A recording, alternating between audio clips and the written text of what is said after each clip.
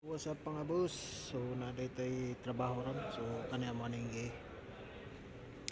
lasing og tubig kay nisagol ang ETF sa kulan. So mo ni siya na color di gatas. So among water nila mga boss kaning sa iyang heater ko kaning linya amo po ni flashing ron. So human sa makina ang flashing namo. Dari na magpagi lusot terus bikas dara lusot diha. So muna iyahang oil na murag gatas. So ang problema mo dani mga boss, yung radiator nabuslot. So nabuslot ang sa linya sa ETF. So nisagol ang tubig dito sa mga boss. Ato anang gipabrehan ng tubig para ma-plus na to ning sa heater core. Kulor di gatas ang gawas ang gawas ng kulor di gatas. Yala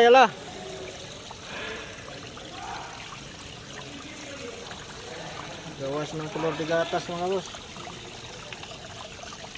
Awang di hubungan kay piswit man maraming yang isa so paano siyang isa mo na gawas ng gatas ng tubig mga boss. So diyan nato ni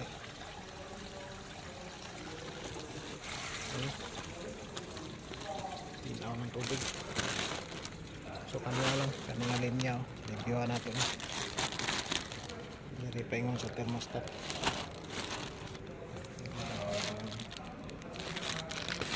How well? So good. Good. Yeah, not good. Badan ko ka ganyan ba? Badan na nakalimamos ka. So linya ng ETF mga boss. Ito yung tubig. Ito yung nabutas. So, bumalo siya dito sa coolant. So yan mga boss, bago na yung radiator nya. So nakabit na namin. So pinalitan na rin namin ng thermostat assembly kasama yung housing nya. Kasi set kasi siya sira na rin yung thermostat natin. Kaya palitan natin. Yan.